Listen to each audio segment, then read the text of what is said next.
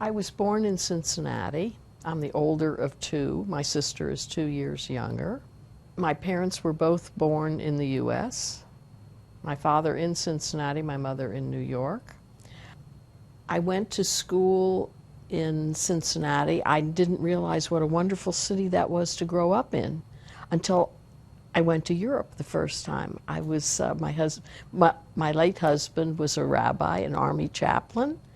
And so when we went to Europe the first time, I thought, wow, Cincinnati was a wonderful cultured city that we just took for granted, that we had the opera, we had the symphony, we had a museum.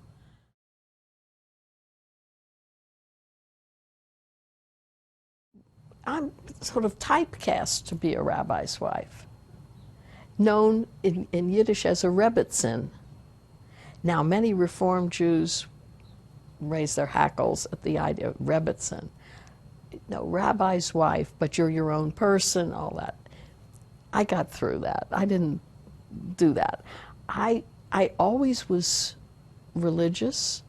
I always loved going to Sunday school. My parents were supportive, but we didn't have a very religious home.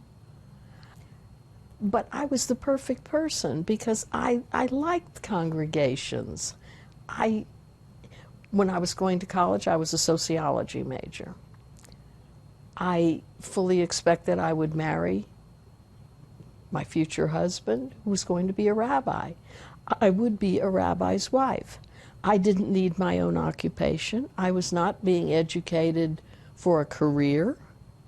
I wanted to be an educated woman, but not for pay necessarily.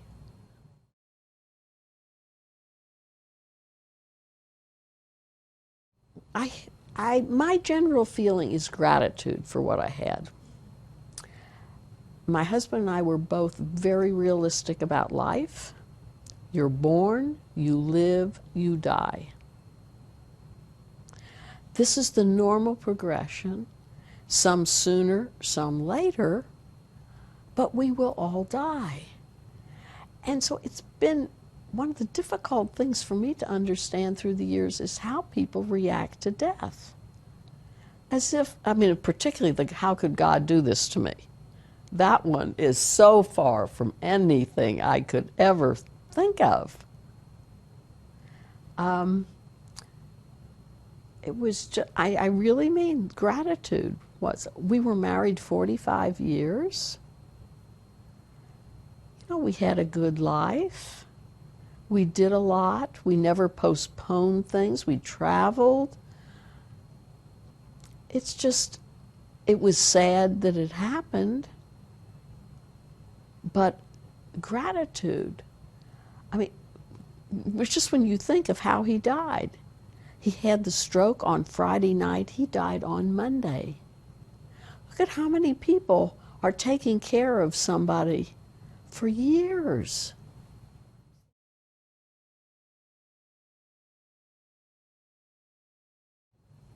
Oh, definitely. Definitely.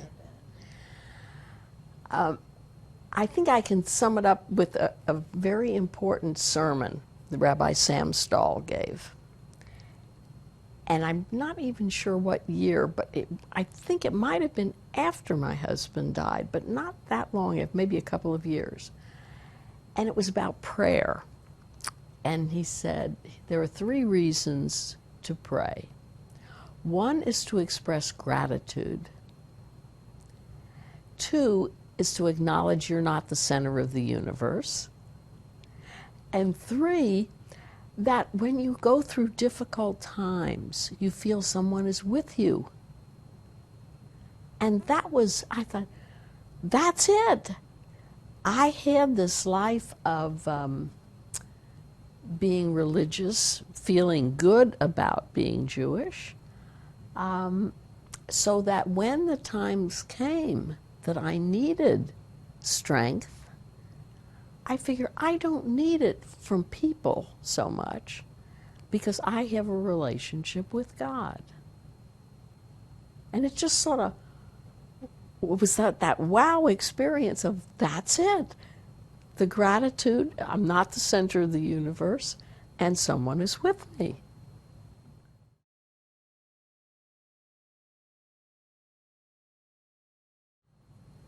I think of it in terms of what, as part of our prayers, the soul lives on.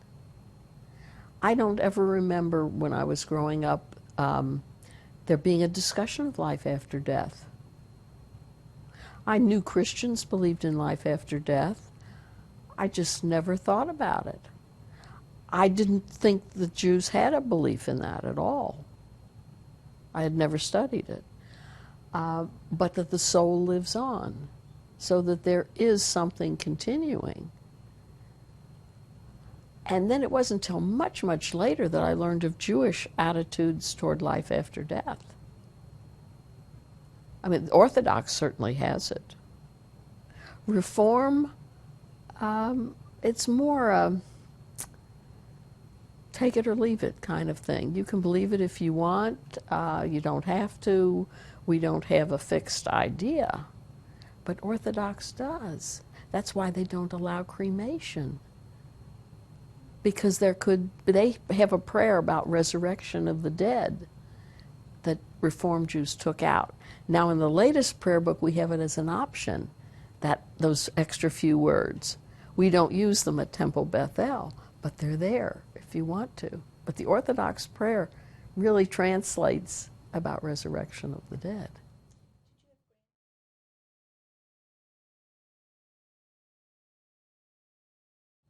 It would be more along the lines of be good people. That you have a choice what you're going to do. I don't want to impose something on you, but just to share who I am and what's important to me. They know that. But it doesn't have to be what they choose.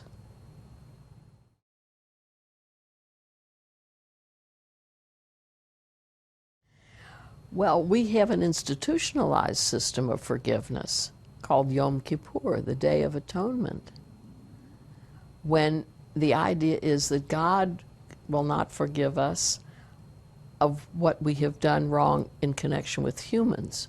We can only ask for forgiveness from God, what we've done to God.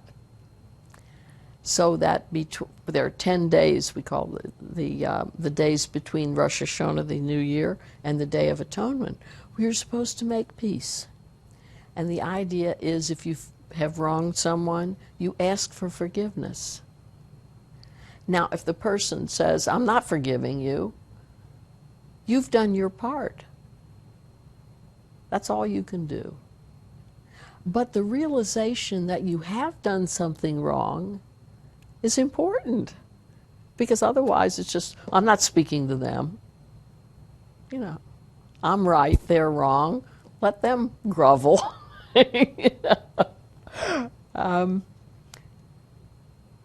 There's that idea that's popular in the addiction community of not necessarily forgive and forget, but of letting go. And the idea of that is when you hold on to anger, you're hurting yourself more than the other person. Because the other person's probably getting along with their life and couldn't care less whether you're their friend or you like them or love them or anything. And so I've seen people who are bitter. So to me, it's, I just don't, I think one of the big things about getting older is I don't hang around people who are holding grudges. I like some people better than others. If I don't like them that well, I don't have to spend much time with them. But I'm not going to spend my life, I don't have anybody who's demanding forgiveness or wants me to change who I am.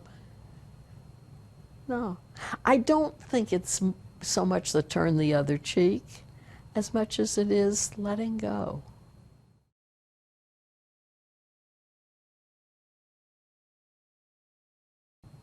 I mean, if we could hand everybody when they're 5 years old, this is life's easy lessons, everything I learned in kindergarten, everybody'd function well, but we don't work that way. So I think if you just have gratitude, think of that mind, body, spirit connection, And this is a Jewish thing.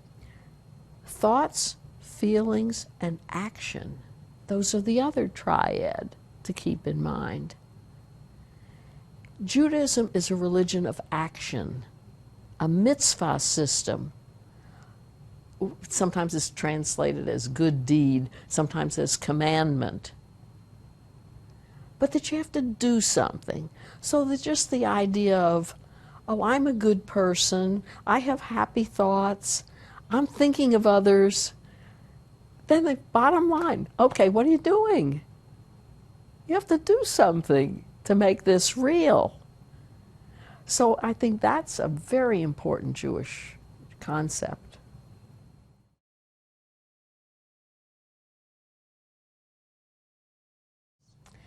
I think literally commandment, but often translated as a good deed. I've heard that word used a lot. But they're very different meanings, really. I mean, commandment is strong. You should be doing it. Good deed is if you feel like it. The other concept of charity, the English word charity, versus the Hebrew word tzedakah, which comes from the root of righteousness. We say, I'm giving tzedakah. Tzedakah, Hebrew pronunciation, otherwise I think it's Yiddish, tzedakah. But the idea is, you have to do that. That's an obligation. That's not if you feel like it. Charity somehow got the idea, I think, of giving to somebody and you're a good person because you do it. Tzedakah is, even if you don't feel like doing it, you owe it. Now, the system of tithing is really, I guess, based on that same idea, that you owe the 10%, whether you feel like it or not. And that would be tzedakah. Yes. Did I say it right? Yes. It's not necessarily talked of as the tithe, but that it's something that you owe to better the community, that you have an obligation. And this is, you will make the world a better place because it's your obligation. And it's the righteous thing to do.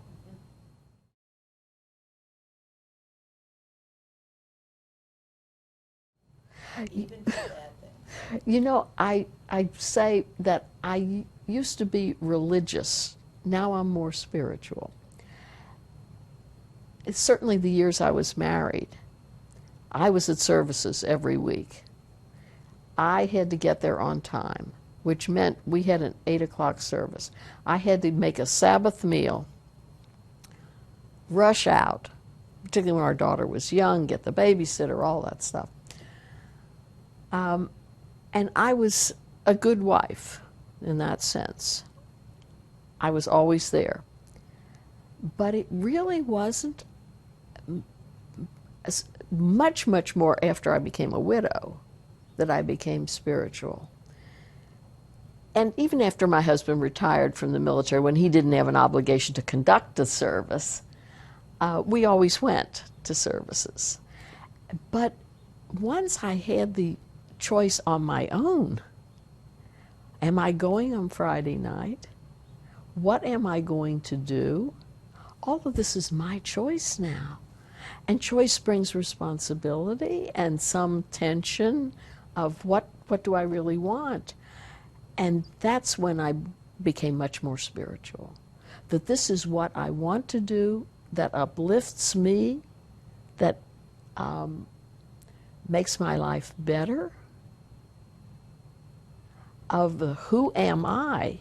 Because first I'm a daughter, I'm a student, I'm a wife, I'm a mother, I'm a grandmother, I'm all these things, but who am I? So that spiritual part is the answer to the who am I.